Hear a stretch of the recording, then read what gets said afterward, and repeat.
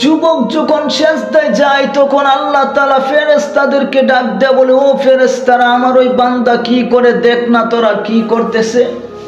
তখন ফেরেশতারা আল্লাহ তাআলাকে ডাক দেয়া বলে, ও কাবার মালিক, আপনার ওই বান্দা লজ্জাপতি নেই, নিজেকে গুটাই আপনার কুদরতি পায়ে সেজদা দিতেছে, সেজদা।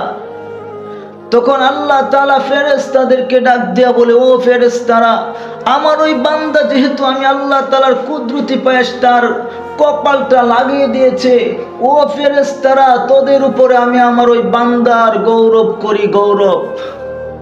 হাই হাই যুবক, শুধু তাই নয়, আল্লাহ তাআলা তখন ফেরেশতাদেরকে ডাক দেয়া বলে, ও ফেরেশতারা, আমার ওই বান্দা সেজদায় গিয়ে সে কি বলে আমাকে একটু জানাতো। তখন ফেরেশতারা ডাক দেয়া বলে, ও মালিক, আপনার ওই বান্দা সেজদায় গিয়ে বলে, সুবহানা রব্বিয়াল আলা, সুবহানা রব্বিয়াল আলা। তখন আল্লাহ বলে,